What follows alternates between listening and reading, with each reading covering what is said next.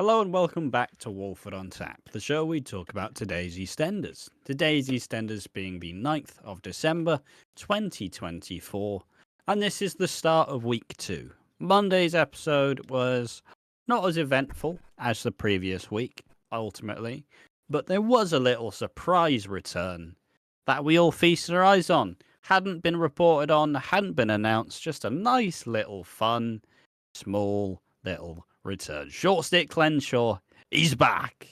Again, he's never beaten the allegations. It's been 1 week since you offered me a contract. He's never beaten the allegations.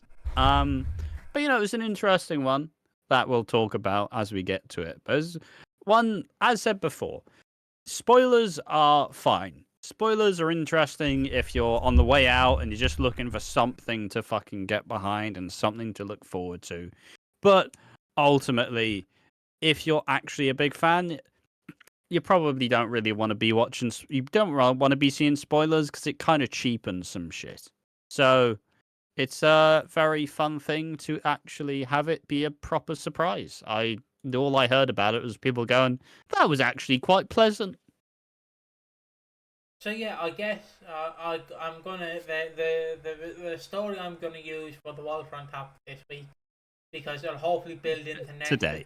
today, and this week, probably this week, because it'll be an overarching story, and probably next week if I had to guess, because there's supposedly another return next Monday. Ooh, probably not, but you will find out next Monday. So the main story I'm going to talk about for these coming episodes is obviously the Linda stuff. Anything smaller that happens, I would briefly touch on it, like I did last time with Jean and the scammers. Out of the frying pan into the fire, as Josh would say. So this week it's just Linda and the surprise return today. So obviously Linda is on the booze again. She's like, Ollie! And she is horrifically drunk. She's flutered, as I would say. So Ollie and Johnny. Yeah. Anything else? Yeah, there are limits. There are absolute limits. She is full blown drunk Phil. This is Linda's drunk Phil era. Fortunately, I don't think there'll be any crack this time. Okay, thank God. As I was saying, so I have that weird camera cut back and back. So obviously Johnny and Ollie are like, don't know what do you want to get Father Christmas or and then Linda walks like, Ollie, 'tis the season to be jolly, and Ollie's like, oh God, I'm glad I'm only autistic. And like Linda's just annoying Ollie, like, because Ollie literally does not want to be around this. Later on, we see. Yeah, she's drunk, she's obnoxious, she's loud, she doesn't really know like how. He kind of went, she hugs me too hard, she smells. Like, she just atrocious to be around because she's constantly beladed. Exactly, and Ollie throughout this episode is talking to Johnny. Because Johnny's like, Ollie, what is up, pal? What is up, home slice? Telling me, big bro to little bro. Hood to hood, ashes to ashes, dust to dust. And Ollie's like, look, I just don't like being around my mom. I don't want to go home. She's constantly drinking. She hugs me too tight. She kisses me too weirdly. She tells me a bad man is coming, and I don't want Father Christmas coming. All I want is my dad back. And Johnny's like, he doesn't want to do the Christmas grotto without Mick. Yeah. The funny bit about this is obviously Linda means the bad man is Nish. But because Ollie doesn't really have a concept of what the fuck's going on, Ollie thinks the bad man is Santa, which is like, no, you're ruining his life, Linda. You're ruining everything. Just stop being ridiculous. I don't know whether it's a true story or not, but I think one of my mates said he was going to leave a bear trap out once to catch Santa, and I was like, okay, fair enough. But again, that would not fair enough. Someone might lose a fucking leg. The psychopath. What's he doing? Oh, yeah, just left a bear trap out. See if Santa comes. Fucking, how about a fucking lawsuit, you mad bastard? What are you doing? Trying to kill someone? Oh, yeah. When I'm feeling particularly funny, I prank my girlfriend by pushing her down the stairs. Way, isn't that funny, lads? Like, fucking no, it's not. You need help. Like I'm sorry, but it's the feel. Just like I don't know if I made it into one of the reactions or not. In a video game. I don't know whether I made it into the reaction, but the one about your mate Star falling out of the attic. It's like imagining that, but Slater's dad falling out of the attic. yeah, it's it's like just imagining walking downstairs like, Dad, why is your leg gone? Someone put up a fucking bear trap. Well, it wasn't me, Dad. You know, it's not me. Oh, it was fucking one of yous. I'm sorry, man. That's fucking funny. So yeah, Ollie is like, please don't bring me home. I really don't want to go home. I don't want to go home. I can relate to Ollie because, you know, I have an abusive mother. It kind of was like, oh, please don't bring me home. And then you put on music, and Ollie can't really put on music. He's too young. He doesn't really Dancing in the... I know it's the really tragic analogy, but I always laugh at the videos where it's like dancing whilst my parents are arguing in the background, and they're like... It's crying. It's tragic as fuck, but it's funny. Now watch me, you. Now watch me, Superman. Superman. I don't know why you'd be listening to Soldier Boy. I don't think that's really the music you want when you're crying your eyes out. Some say that's the music you listen to that would make your eyes cry. Awkwardly thrased, we got there in the end. I'm trying to think of the song that R. Kelly did. I think it was In the Cupboard. Which was a good song. Obviously, can't really say it now, but it was like why are we so delayed? What is the point of this? We have 10 minutes for this. Fuck's sake. It was like a 20-minute like par video. It was weird.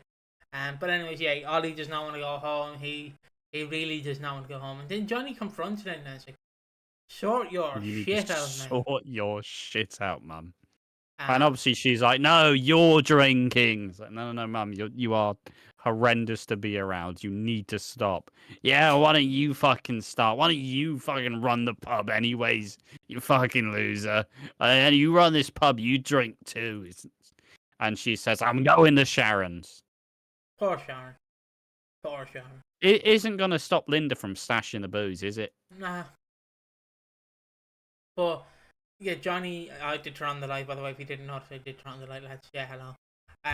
So Johnny... You have to explain it as if people don't understand that you're suddenly illuminated.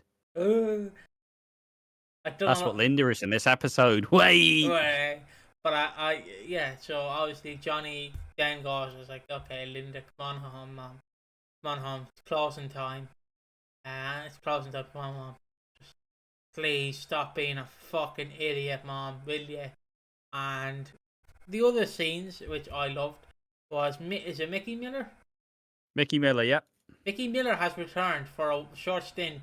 I'm going to take it to Ash. He's probably gone by the end of tomorrow, let's be honest. He's probably done for the episode. Ash is going to start singing Short Stint Glenshaw 1 week.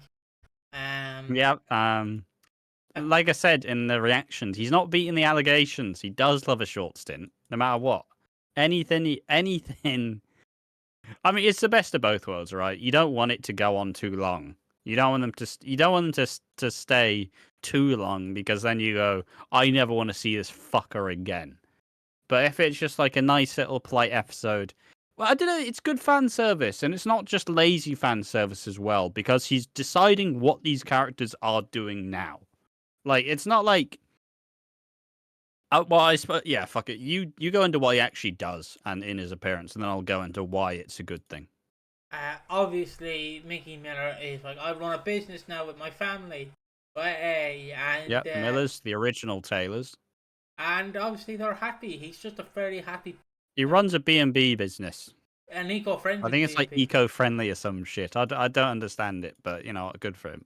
The beds are made out of recycled paper. How about that?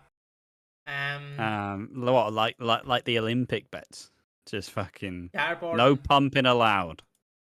I don't understand that. They should be allowed to pump. They are Olympic athletes. Like, it gets a bit of the... I mean... sexual tension. I mean, it's not stopping them. it's I mean, yeah, probably not. it's not stopping them. Why do you reckon they're trying to fucking preempt it? Because they've not stopped before, and they're not going to stop again. Again, they're athletes in peak physical condition. I mean, yeah, I'd pump if I had like the abs of some of them fucking people. But anyways, about Micky Miller, he returns and they've lost the photographer. I forget. I think he's called like Lippy Lip or some shit. Lispy Lenny. someone. Lispy Lenny or something. Something like that. He's an innuendo, I think, or not an innuendo, or something like that. It's like how But it's just a bit of alliteration. alliteration. It's like how in my old town we had a guy called Moses. His name wasn't actually Moses, but everyone called him Moses because whenever he walked into a pub, they'd all separate. So they called him Moses. Why would they separate? I will tell you off camera. Oh, Jesus. Let's just say, since they're Irish, keep rolling. Since they're Irish, they love a bit of fighting. And yeah, so he's like, oh, we need a photographer, Micky, and he's like, well, I've just got the camera that you need. And Shrimpy, we cut back and we see Shrimpy's posing. He's posing nude for the for the calendar. Well, he's not entirely nude. It's implied nudity. Yeah, so it's implied that he's nude. I still wanted to see if Shrimpy was packing heat. And we see Martin's like, wait, you didn't sign me up, did you? And she's like, we fucking did.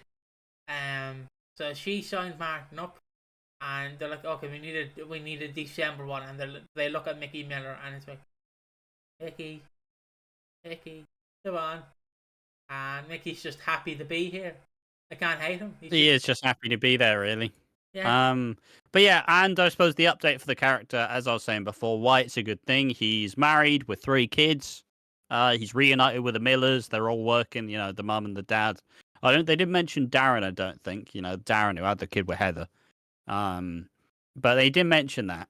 But fundamentally, it's nice to get a little update as to what all the other characters are doing. And that's why I like these little returns. They're not world beaters. They're not supposed to be. It's just supposed to be a nice little bit of, not maybe nostalgia in a sense, but it's a nice little update for the characters of yesteryears. It's characters you probably not thought about. Nobody really thought, fuck it. I wonder what Micky Miller's doing right now. No one gives a shit. But it is nice to have, and it's nice to be able to appreciate, because fundamentally, like I said, it adds layers. We now know more of what the character's up to, and that kind of, once again, with this short appearance, sets up the scene for if in the future they suddenly decide, fuck it, we're bringing back the Millers, fuck it. We've established it again. We've now got Micky Miller, who's actually doing well for himself. He's cleaned up his life. He's no longer wheeler dealing. He's doing very well. He presents a check to the people trying to support the market. Like, he's doing well for himself. So it's a nice little update to a character that otherwise we would never really see. Exactly, and I appreciate these returns. I know they're not for everyone, but again, they're only short stints. So like, I mean, also ahead of the 40th anniversary, like, yeah, if there's any time you're allowed to have a bit more like, oh hey, it's this guy, woo! It's ahead of the 40th anniversary, which is supposed to be the celebration of 40 years of the soap, and 40 years are exactly how they got there. You have to build on the history as to why we're still fucking here, and why we're still here are these characters from the past that aren't dead anymore. Exactly, and you have to appreciate it, because if you don't appreciate it, you're just going to be miserable and complaining. Like that one guy on the subreddit going, bloody hell, anyone else think Chris Crenshaw is utter shite? Don't you think Chris Crenshaw utter shite? Don't you think... Well, then stop fucking watching. You think he's utter shite, stop watching. So yeah, just appreciate this return. From Ash, who goes around asking people what they think. He has reported back that they think it's a good return so far. Yeah, from what I've seen so far, people just like, first, it's a nice little fucking surprise return. Wasn't really announced ahead of time. It's just a nice little return that kind of surprised us. But I could probably get a bit more. Just see what people say about it. I did click on the right thing. There we are. Click on this, for fuck's sake. Such an out of nowhere return, the most neutral way possible. Liked it. It felt natural and quick little update about his character. Mickey Miller, that's such an odd return. Not that I'm disappointed. Someone saying I'm waiting for Gary Hobbs. Remember Mickey's actor saying that in his previous time on the show he never got a Duff Duff, so I think it's a bit funny the returns after 15 years and it wasn't Duff Duff worthy, even if he is a bit of a joke character, lol. Happy to see Mickey unexpected, happy to see Mickey, glad of the surprise. Yeah, honestly, some pretty good stuff. Plus, it's also, look, all I'm saying is if Whitney was here, Todd would have been brought back head of the 40th, as he was the forefather, Whitney's true love of her life, and she would have made it, and they would have gotten married, and Todd would have reigned supreme.